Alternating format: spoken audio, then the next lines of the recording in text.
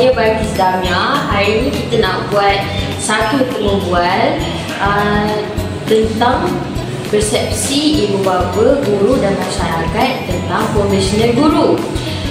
Kita buat temu bual ni sebab apa? Sebab kita nak tahu kenapa persepsi dan cabaran ini penting dalam pendidikan awal kanak-kanak.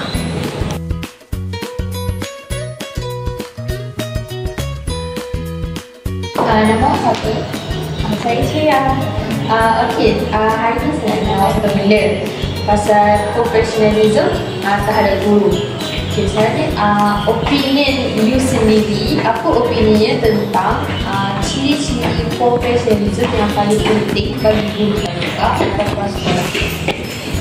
Guru dan juga dalam kelas sekolah perlu memilih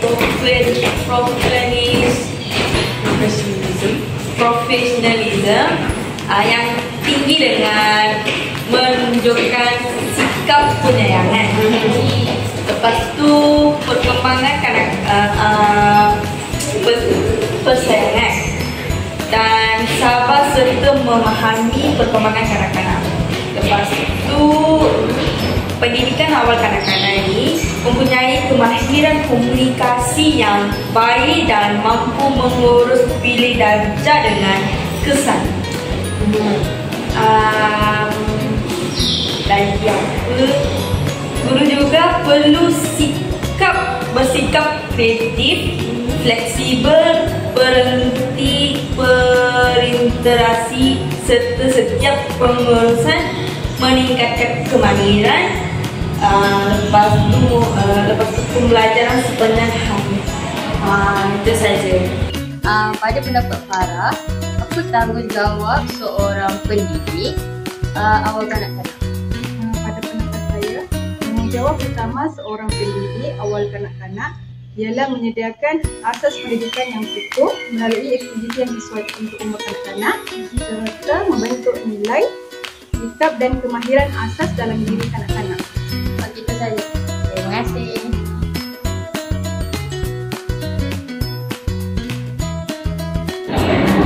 Hai cikgu.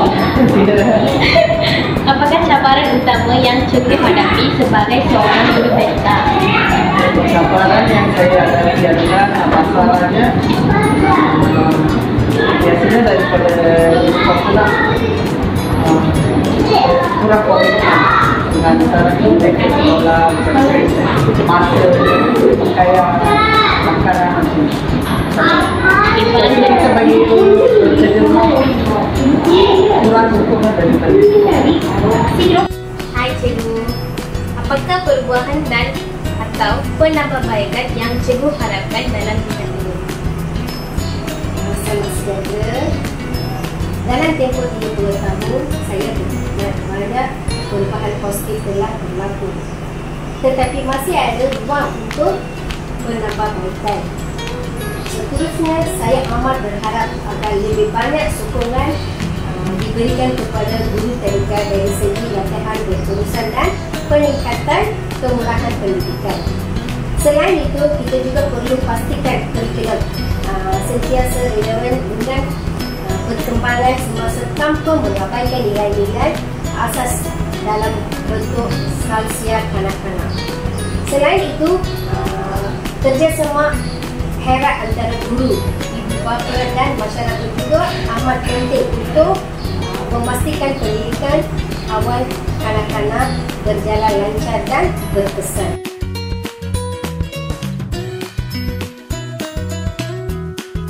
Selamat petang. Nama saya Hazel Jodi Arapapa Krishna. Nombor matrik saya ialah 3233000911. Hari ini kita akan membuat sesi temu bual dengan ibu bapa. Sekarang kita nak mensoalkan Encik Joel. Apakah harapan anda terhadap pendidikan awal kanak-kanak untuk anak anda? Dan apakah kemahiran atau nilai yang paling ingin anda lihat anak anda perolehi? Harapan saya terhadap pendidikan awal kanak-kanak untuk anak saya adalah agar anak saya dapat membina asas yang cukup dan dari segi akademik, sosial dan emosi. Saya ingin anak saya memperoleh kemahiran seperti membaca, menulis dan mengira, serta nilai-nilai seperti kerjasama, hormat dan bertanggungjawab. Terima kasih Encik John. Sekarang saya nak bersoal Cik Sarah. Apakah jenis sokongan yang anda fikirkan paling berkesan daripada pihak pusat jagaan atau prasekolah untuk membantu pelajaran anak anda? Sokongan yang paling berkesan daripada pihak pusat jagaan ataupun sekolah adalah komunikasi yang kerap antara guru dan ibu bapa. Saya juga menghargai program yang menyediakan aktiviti pembelajaran yang menyeronokkan dan menarik, serta sokongan emosi dan sosial untuk anak-anak. Terima kasih Cik Sarah.